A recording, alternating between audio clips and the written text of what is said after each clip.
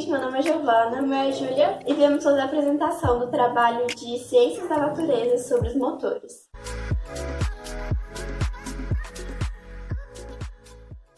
Desde os primórdios, a humanidade utiliza fontes motoras para obter trabalho. Os primeiros motores utilizavam a força humana, tração animal, correntes de água, o vapor e o vento. Em relação ao motor utilizado para as máquinas de trabalho, por muitos séculos não existiu. Por muitos séculos, a tração animal foi a única fonte de força utilizada para realizar o trabalho. Na Idade Moderna, um novo salto tecnológico impulsionou a Revolução Industrial. O advento da máquina a vapor, utilizada primeiramente em Minas para o bombeamento de água e posteriormente no transporte, marcou definitivamente a vida das pessoas e delineou a sociedade moderna. A invenção do motor a explosão marca o maior avanço no setor de transportes. Existem muitos tipos de motor a explosão que utilizam diversos combustíveis, sejam líquidos ou gasosos, operam sob o ciclo termodinâmico e possuem diferentes mecanismos de funcionamento. A teoria fundamental do motor de dois tempos foi estabelecida por Nicolas Diogo Leonard Sade-Carnot, na França em 1824, enquanto a patente pelo primeiro motor a combustão interna foi desenvolvida por Samuel Morey em 1826 nos Estados Unidos. Em 1867, Nicholas Otto desenvolveu o primeiro motor atmosférico.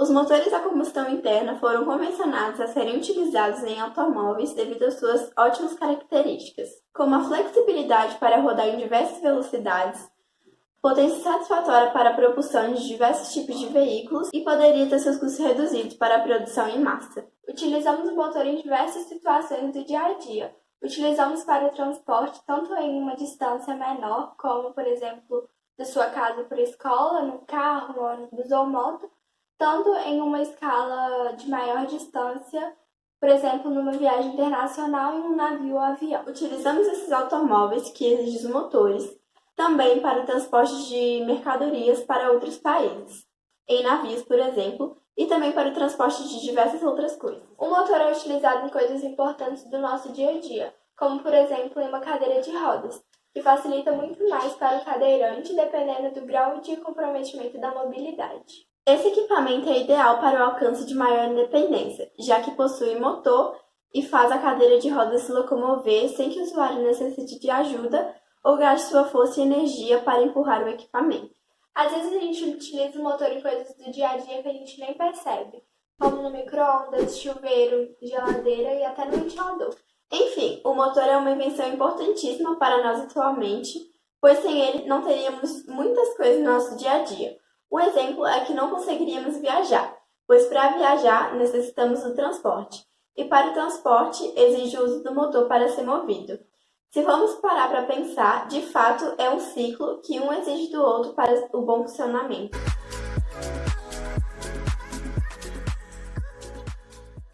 Turbina. Capta e converte energia mecânica e térmica contida em fluido em trabalho de eixo. Os principais tipos encontrados são a turbina a gás, turbina a vapor, turbinas hidráulicas, turbinas eólicas e turbinas aeronáuticas. Motor a vapor. O motor a vapor é uma máquina que transforma a energia térmica do vapor em energia mecânica, utilizado um êmbolo que se movimenta dentro de um cilindro, assim como a máquina de Watt. O combustível queima fora do cilindro, ou seja, é de combustão externa, o que diminui a poluição. Motor híbrido. Motor a combustão interna, normalmente a gasolina, juntamente com o motor elétrico, que permite o motor a combustão funcionar em baixas rotações, ou em certos momentos não funcionando, sendo assim diminuindo a emissão de poluentes e o consumo de combustível. Motor elétrico.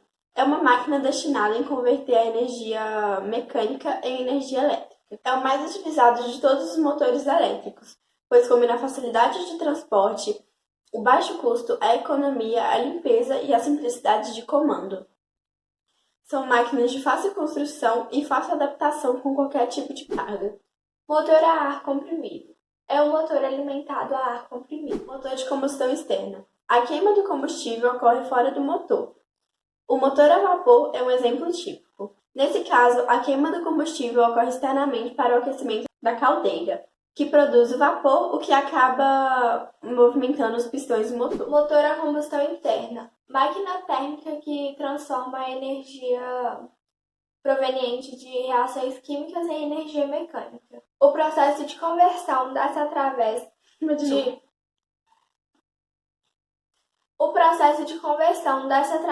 de círculos termodinâmicos que envolvem expansão, compreensão e mudança de temperatura dos gases. O que mais se associa com a globalização em relação aos motores são os meios de transportes, como carro, avião, metrô, navio, ônibus, trem, entre outros. Com a evolução do sistema capitalista ao longo dos séculos e as transformações que permitiram a integração mundial, pode-se dizer que a evolução da globalização é uma série contínua de evolução nos meios de transporte. Os meios de transporte permitiram a compreensão do tempo e do espaço em que as distâncias do mundo encurtaram, ou seja, podem ser mais facilmente percorridas, reduzindo gastos e também tempo em deslocamentos e emissão de mensagens. Com isso, a globalização gerou o desencadeamento de uma rede de fluxos de informações e serviços que interligam vários pontos do globo entre si. São as técnicas e os objetos técnicos que atuam no processo de constituição das práticas sociais e na transformação do espaço geográfico. Com a evolução do capitalismo, as técnicas reproduzidas nos meios de transporte foram ganhando novas formas, funções